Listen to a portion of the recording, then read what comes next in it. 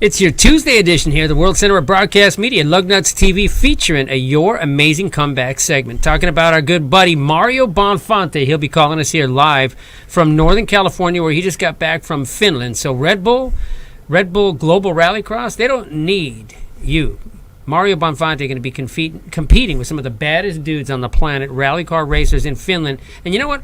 I'm not even going to drink Red Bull anymore because of that. Not that I drank that stuff in the first place, but because if you're not going to take care of a guy who's come back from a spinal cord injury, a guy that has put everything into making hand controls for cars, you've seen a guy that's got more perseverance than anybody, and you don't want to allow this guy in your series, I say no more Red Bull. I say no Red Bull at all for Gordon Lug Nutzz Stewart. I'm not drinking any of that crap. I never drank it anyway. I like Monster better. Yeah, well, I don't drink that stuff either. But then we're going to talk about Mario, we're going to talk about Jeff Long, and we're going to talk about the wrap-up of the Toyota Grand Prix Long Beach and a Canadian getting it done after a miraculous. Talk about your amazing comeback. A what? A Canadian. That's right, the Canadian James Hinchcliffe putting it in victory lane down there on the shore of Long Beach after a miraculous recovery, because you guys remember having James on last year when he got on the pole for the 100th running of the Indianapolis 500.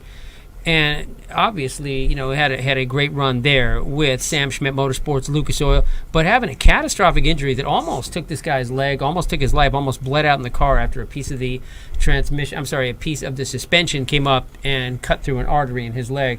First race back, puts it in victory lane. That's what the Canadians do. That's why we're sporting the Winnipeg jersey today, buddy. You got to take care of the Gold Eye, the Canucks. And even with my snappy Canadian hoof covers there, with the Canadian flag on them that I got from New York. If your girlfriend didn't buy those for you, I'd give you crap about it. She did buy them, and you better not give anybody crap. Don't give her crap. Don't give me crap. Her. She's a good lady. She's a damn good lady. But we're going to be talking. We're also going to be talking about some curling today. I'll get to that in a minute.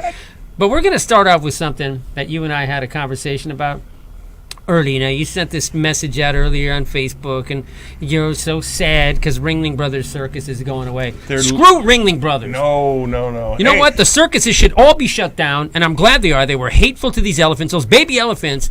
You know, they beat them. No. Those cretins should have. Talk about that. You don't want to talk about it. You should have shut down those circuses a long time ago. In fact, I say all the people that worked at Ringling Brothers should now be made to perform like the animals that they used to make perform. Well, you were bragging last week about the Red Wing. Yeah.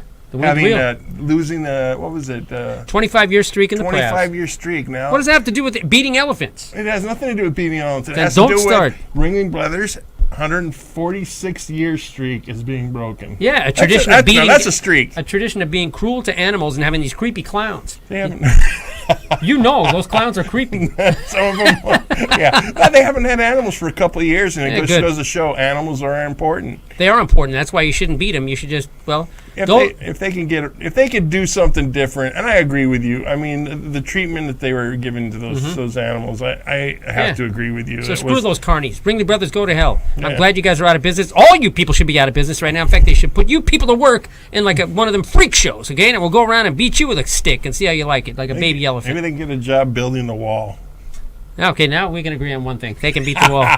We'll get to sports in a minute. We'll get to some motorsports. We're going to be talking about the NHRA, our good buddy Matt Hagan, who calls himself a full-time cattle rancher and a part-time funny car champion. I say that's BS. Matt Hagan is one badass. In fact, my girlfriend's sister, Marisa, was pretty taken with Matt Hagan. Let's be honest. Matt Hagan. Pretty taken with him. Yeah, He's a specimen. Matt Hagan is one of those guys. Yeah, he looks a great man. He's a great guy. He's a good-looking guy. He looks like a supermodel on steroids because that dude is just all badass. And he was a former PBR bull rider, so you got to give Matt Hagan all the credit. And right now he sits after 4 races in the NHRA Mellow Yellow Drag Racing Series. He sits atop the whole leaderboard. Yep, 44 points ahead of the next person in line. And his teammate too, Jack Beckman, a good friend to the Lug Nutzz TV pits. He's also sitting in a good position to get into the chase too and get into the countdown. Jack Beckman, I think he's down about 7. That's okay. Doesn't matter. Where's he Tommy finish? Johnson Jr. is right behind him, and then our good friend John Force is number 3. So we're going to talk about a little bit about NHRA. We get that coming up, and we're going to talk about NASCAR and the new guys, the young guns, the kids that are coming up that are all inside the top 10. I mean, it's amazing. But has the sport dropped off? And I'm talking about viewership is down. We're talking attendance is down.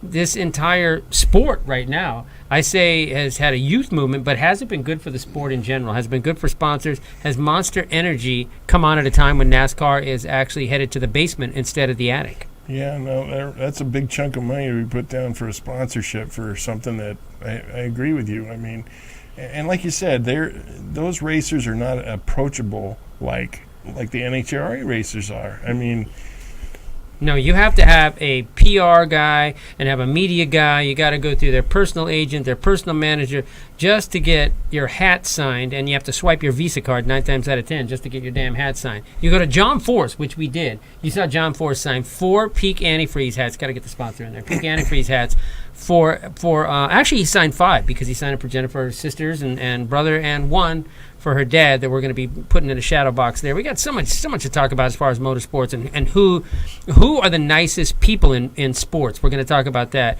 And that doesn't mean the best performers, doesn't mean what your favorite sport is, doesn't mean football, baseball, basketball. We all have stories, good and bad, but in general, we're going to talk about that.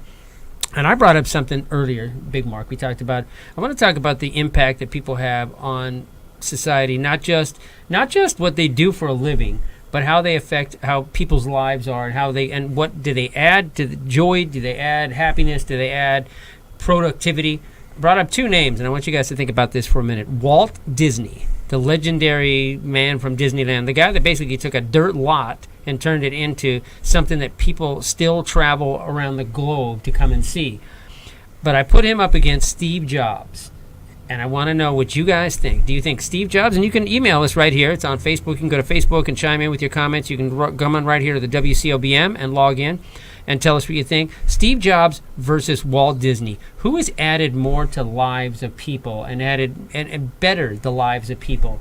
Which one of those guys? And that's going to be a debate. We're going to talk about that because, of course, Apple and the legendary computer technology, and it's made so many things available and accessible to people across the globe. Of course, the communication with the iPhones and with the iPads and, everything. I mean, of course, that's something.